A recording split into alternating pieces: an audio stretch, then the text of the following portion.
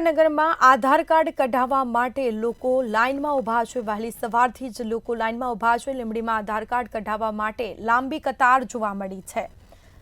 તો railway station road ઉપર આવેલા પોસ્ટ ઓફિસ પર લાઈનો લાગી છે। લોકોને આધાર કાર્ડ કઢાવવા માટે લોકો પડાપડી કરી રહ્યા છે। આધાર કાર્ડ માટે 30 કૂપન આપતા લોકોને મુશ્કેલી વેઠવાનો વારો આવ્યો છે।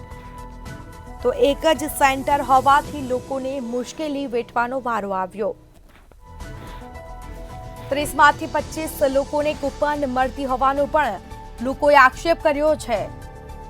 કૂપનની વહેંચણી કરવામાં આવે છે પરંતુ કોઈ જોઈએ તેવી વ્યવસ્થાઓ આપવામાં આવી નથી।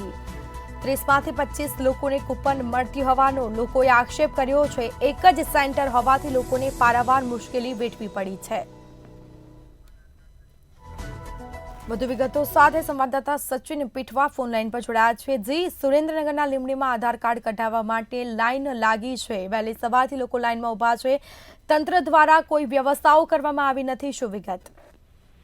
જી, જો વાત કરવામાં તો સુરેન્દ્રનગર જિલ્લાના લીંબડીમાં સ્ટેશન રોડ ઉપર આવેલ પોસ્ટ ઓફિસમાં વહેલી સવારે 4 વાગ્યાથી લોકો લાઈનોમાં લાગી જાય છે અને આ લાઈનો લાગતા લોકો શિયાળાની ઠંડીમાં બહાર ઊભું રહેવું પડે છે અને ખાસ કરીને જો વાત કરવામાં તો 25 કૂપન આપતા હોવાનો લોકો દાવો કરી રહ્યા છે અને હાલ લોકોને 25 કૂપન મળી રહ્યા તેવો પણ લોકો આક્ષેપ કરી રહ્યા છે અને લોકો અત્યારે આધાર કાર્ડ કઢાવવા માટે ભારે મુશ્કેલીનો સામનો કરી રહ્યા છે।